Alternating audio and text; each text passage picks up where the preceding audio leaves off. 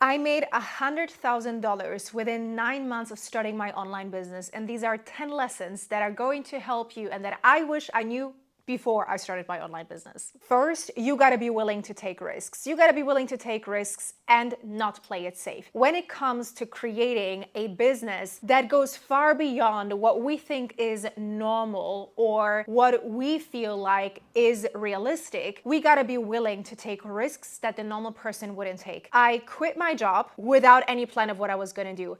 I started my business without any business knowledge. I hired coaches where I paid a lot of money to them without actually knowing what was going to happen on the other side. I took a lot of risks.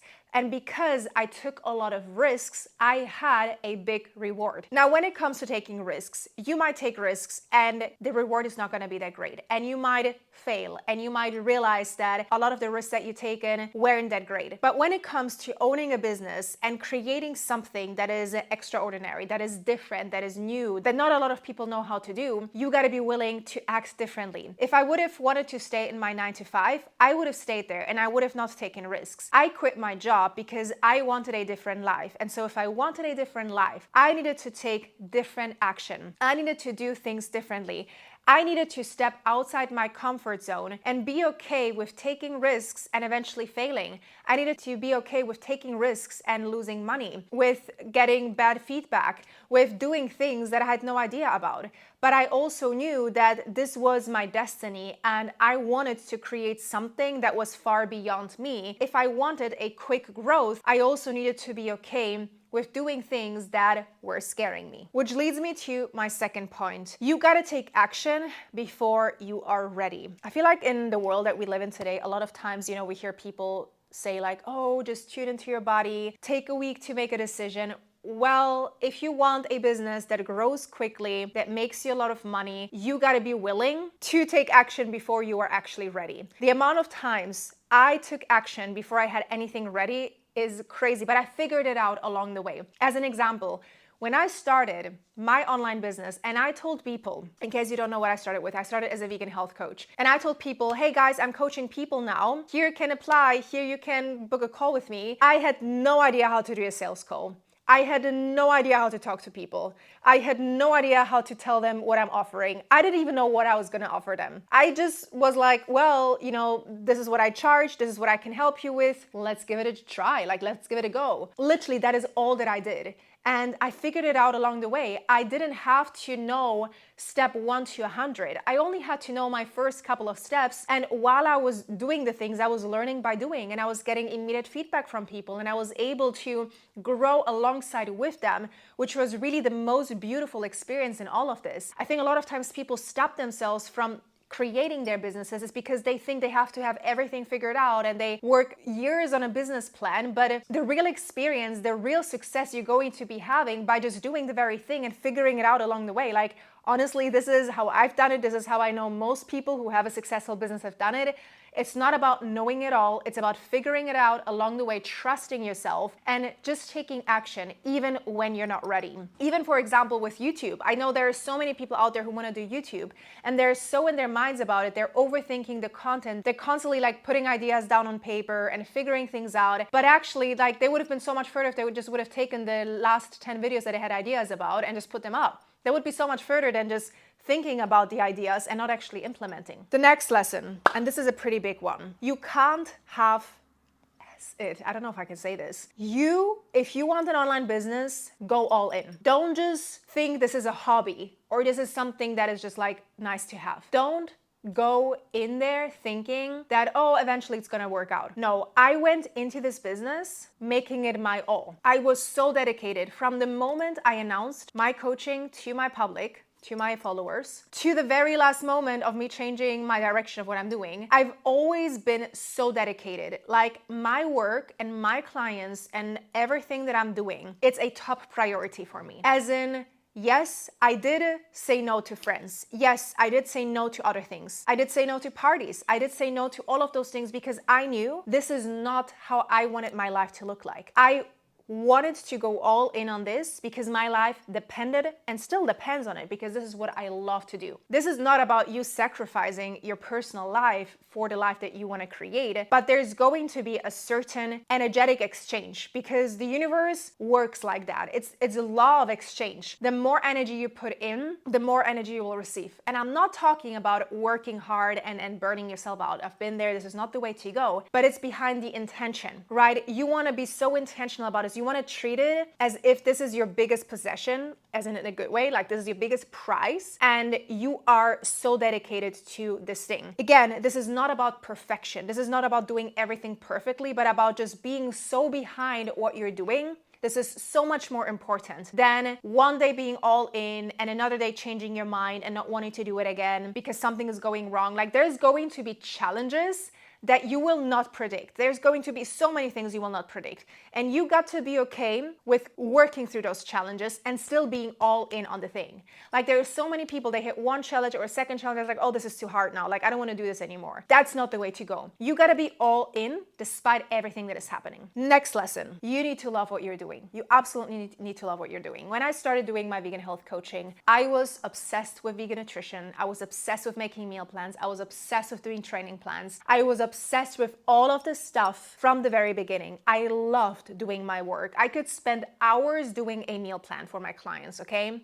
This changed for me. That's why I changed a lot in my business, in my life. But back then, this was something I so loved to do. I didn't get sick of it. And that's the way that you want to approach your business. If you're already deciding that you want to start a business because it's going to take the majority of your time, just how a job does, you want to choose something that truly fulfills you, that you won't get sick of. And I'm not saying that you won't get tired of, because yes, there will be days where you will be tired and you will not want to do it, but you will have to. But the energy behind it will be different when you truly love what you're doing. So you do want to get clear on what that is for you, because then when you show up, it's going to be from a very different energy, from a very aligned energy, rather than from an energy that will feel forced. The way that I figured out that I loved what I was doing was I allowed myself to take some space. So when I quit my job, I didn't immediately go into building my business. I took some space to explore who I was. And no, I didn't have a lot of money. A lot of people have this idea that they have to have this huge financial security. And there is some point to it depending on your living situation. But at that point, I quit my job with almost no money. Like, all the money that I was making, I was spending because it wasn't a lot of money. And I was also living in a very expensive city, and I was still saving money, but it wasn't a lot. And so when I quit my job, I had nothing. And I went to a waitressing job. I was like, well, I'm gonna waitress for now so that I have space. While I was waitressing, it didn't take mental capacity off of me. I didn't want to go into another job where I was going to be 9 to 5 at a desk and do that. I wanted to have a little bit more flexibility, which waitressing allowed me. I was still making some money to have money, but at the same time, I had this space to explore myself, to travel a little bit, to figure out, well, who am I? What is it that I want to do? What truly fulfills me? What truly makes me happy? And by doing that, I was able to see what it is that I wanted to do and to explore myself. I did some side gigs here and there and some part-time positions that I, figured out I absolutely hated. But if I wouldn't have done that, I wouldn't have gotten to this point. And so I think a lot of times people also feel like they already need to have it all figured out when they want to make this decision, but you will figure it out along the way as well. As an example, I did my vegan health coaching business. I started back in 2020, and now we are in 2024, at the end of 2024. And in the beginning of this year, I figured it's been 4 months of doing this. I no longer want to do this. This is no longer who I am. That doesn't mean I'm not doing coaching. It's actually quite the opposite. I still love the coaching aspect, but I've taken the things that I love doing with my clients, like the trauma work, the healing, the emotional work. This is what we're talking about right now. And I was able to pivot within my business. But also, I made that decision because I created space for myself to be with myself, and I created space to just listen to what I actually truly wanted to do. And I truly believe when you do something because it's aligned and you're passionate about it, you're gonna make it work. Like, there were moments when I was a vegan health coach, especially towards the end of the year, I didn't enjoy this work anymore. And so things weren't working out the way that I wanted to. They weren't, making the money that I wanted to. I wasn't having the success because I just didn't enjoy it anymore. And so I had to become honest with myself and tell myself, well, this is just not it anymore. And that's okay. The next lesson is that you got to be willing to fail. I failed so many times within those 9 months and still am failing up to this day. This is a normal part of having a business. you got to be willing to not only fail, but not take those failures personally. Because when you take them personally, you've lost already in business. And I think that's like kind of connected to that. I'm not sure if I actually have this written down. So I'm going to combine, those two lessons together. You can't take things personally. You got to be willing to fail, but you also can't take things personally. Along the journey, there's going to be people that will not like what you're doing. There's going to be people that will criticize it. There's going to be people that will buy your services and not like the service. There's going to be situations that will not be fair. There's going to be situations where your heart will be broken. There's going to be situations where you want to give up. There's going to be situations where you feel like you're the only one fighting for this dream and no one else is. There's going to be many situations where it will feel hard and heavy. And I'm not going to sit here and tell you it's beauty and butterflies. But during this time, the most important thing is to not take it personally, but also to have the support system by your side. Like, I always had coaches by my side. I didn't want to have a support system that were just friends. And let me explain. I didn't have friends who truly understood what I was going through. I didn't have friends who knew what I was going through. I had a lot of great friends who were there as a support of friendship, emotional support. But I couldn't tell them the struggles I was going through in my business, and they couldn't give me the solutions that I was looking for. And so I truly believe if you want to have a successful business, you gotta hire a coach who understands what you're going through, who understands what you need, who's been through it yourself. And so from the beginning, I always had a support system. So when things happened, I learned to not take it personally because they reminded me of it. I learned to fail and not take it personally as well. There were so many things that I was able to get through because I wasn't alone, because I always had a coach by my side that was willing and able to support me through this journey. Now, the other lesson, which I had no idea about, is you're gonna face your trauma. You're gonna face your shadows. You're gonna face all of your unresolved shit that you haven't healed. Like, let's be honest. When I started my business, I thought I was in a good place mentally until I realized I wasn't. And there was a lot that was happening. When you work, especially